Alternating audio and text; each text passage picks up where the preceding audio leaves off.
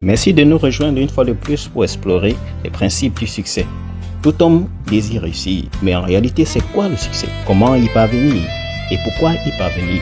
Ce programme a pour objectif de contribuer à l'éveil de tout homme désirant entreprendre les pas vers le succès. Manifester la perfection de tes dons et talents dans le plan de Dieu, c'est la plus grande satisfaction que tu puisses offrir à Dieu et aux hommes. Je crois fermement que toute connaissance qui ne conduit pas vers le plan de Dieu, c'est-à-dire son but pour l'humanité, et tout ce qui existe sous l'influence du temps est corrompu et mènera à la destruction. 2 Corinthiens 10, verset 5. Toute la création entière est soumise à un cycle de production et de reproduction qui sont des principes émanant de la sagesse infinie de Dieu. Tout élément dans l'univers produit et reproduit, car il possède une sémence et une habilité à produire un fruit particulier. Il est évident que le plus grand intérêt d'un fabricant se trouve dans le succès de son produit, c'est-à-dire lorsque son chef-d'œuvre accomplit le but pour lequel il a été mis sur pied. Écoute, tu es le produit de Dieu. Ta vie ne t'appartient pas. Tu es une créature créée par le Créateur.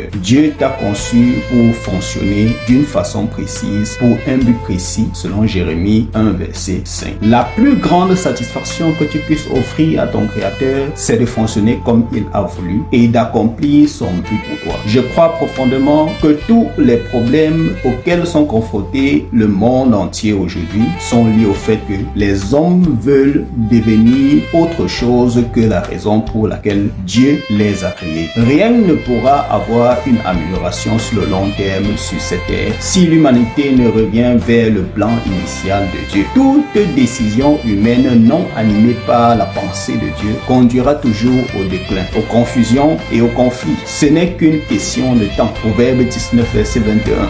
C'est pourquoi le succès n'est pas un objectif, mais c'est un état d'accomplissement d'un but. Ton succès n'est pas fonction de tes performances vis-à-vis des autres, mais de la nature de ton devenir comparé à ton identité originelle. Je crois fermement qu'il n'y a pas de concurrence sur le chemin du succès, car nul ne peut être toi et tu ne peux être personne d'autre que toi. Devenir un succès, c'est manifester la perfection de tes dons et de tes talents dans le plan de Dieu. Le plan de Dieu, c'est tout simplement l'expression de sa nature et l'accomplissement de son but. La nature, c'est le mindset, le caractère ou l'attitude. Le but, c'est l'objectif, c'est la manifestation ou l'utilité. La plus parfaite adoration que tu puisses offrir à Dieu, c'est de fonctionner parfaitement selon son plan. En d'autres termes, de devenir un succès selon sa pensée pour toi. Lorsque tu deviens la pensée de Dieu pour toi, premièrement, tu découvres ton identité et tu sécuriseras ton parcours. Ce qui activera en toi une assurance saine face aux limitations humaines et spirituelles, c'est la découverte et la manifestation de ton identité originelle. Genèse 2. Écoute, tu ne peux ignorer ta source et devenir ton plein potentiel et même ta nature réelle. Quand on parle de potentiel, beaucoup se limitent au domaine physique sans prendre conscience du fait que le domaine physique émane du domaine spirituel.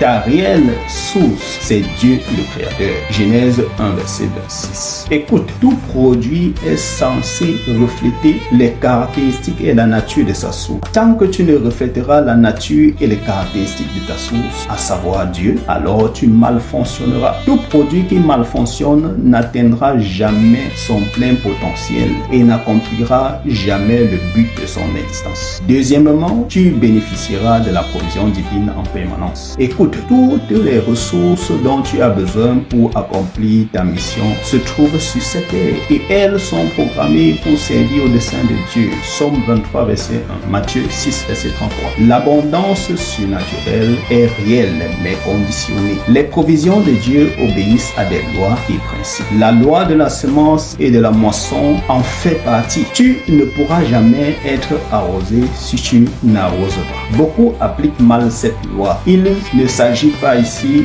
d'arroser pour calculer qui t'arrosera, Il s'agit d'arroser sans te préoccuper de qui t'arrosera. Matthieu 6, verset 31. Le management est un principe divin fondamental pour la croissance. Il n'y a pas de productivité et de croissance sans une bonne gestion. Dieu ne te donnera jamais au-delà de ce que tu peux gérer. Chaque ressource que tu reçois, c'est une évaluation de performance de gestion. Troisièmement, la sécurité et la direction divine. Aussi longtemps que tu vivras hors du plan de Dieu, tu demeureras un suiveur d'hommes. Et les caractéristiques fondamentales des suiveurs d'hommes sont les incertitudes, les confusions, l'activisme, la poursuite des atouts éphémères, les oppressions, les comparaisons et que sais-je encore. Galates 5, verset 19. Écoute, Dieu t'a créé pour que tu domines dans sa présence pour sa gloire. Genèse 1, verset 26. Attention, il ne s'agit pas ici de dominer les hommes, mais de contrôler et de maîtriser tout domaine relatif à tes attitudes ainsi que les challenges sur ton parcours. Marc 4, verset 39-32. Quatrièmement, la paix, même au milieu des challenges. Rien ne peut réellement rassurer un homme comme la présence de Dieu. Psaume 23, verset 4 à 5. Tu ne peux vivre en paix dans ce monde rempli de malice si tu n'as l'assurance de la présence de Dieu en toi. Tu ne peux vivre dans la présence de Dieu et l'ignorer. La présence de Dieu est le fruit d'une alliance qui se perpétue à chaque instant par l'expression de ta foi et la pratique de ses lois et principes. Jean 4, verset 31. Aujourd'hui, tu peux établir la présence de Dieu dans ta vie en suivant les pas de Jésus. Cesse d'être un être religieux. La religion ne t'apportera rien. Fais de Jésus ton seul Seigneur et Sauveur. Cinquièmement, tu découvriras ton unicité. Tu cesseras d'être commun à tous quand tu découvriras le plan de Dieu pour ta vie. Ta particularité est la clé de ta distinction. Si tu es semblable à ce qui existe déjà, alors ton existence n'a aucune nécessité ni pertinence. Mais étant donné que Dieu ne gaspille pas ses ressources, j'ai la ferme assurance que chacune de ses créations est unique et prédestinée à une mission unique. Donc, en définitive, tu n'es pas prédestiné à suivre le chemin de tout le monde. Tu n'es pas prédestiné à être comme X ou Y. Trouver ton but et y rester intègre rendra ta vie exceptionnelle, passionnante et utile. Sixièmement, la faveur divine te suivra. La faveur de Dieu est rattachée à une nature selon Proverbe 12, verset 2. À chaque fois que ton attitude et tes motivations révèlent la nature de Dieu, sa faveur se révélera en toi. En d'autres termes, à chaque fois que tu manifestes de l'amour, c'est-à-dire des actions de bien sans intérêt capitaliste vis-à-vis de ton prochain, alors tu deviens semblable à Dieu. 1 Jean 4, verset 7 à 8. Écoute, la faveur de Dieu n'est pas une récompense. C'est un atout utile à une fin liée à l'expression de sa nature. La faveur de Dieu n'est pas une quête, mais une atmosphère qui environne toute personne manifestant la nature divine envers ses semblables sans distinction de sexe, de race et d'origine. La faveur de Dieu, c'est une atmosphère qui environne toute personne marchant dans les principes et lois de Dieu. Genèse 39, verset 4 à 6. En définitive, ton succès est capital pour Dieu et nécessaire pour l'humanité.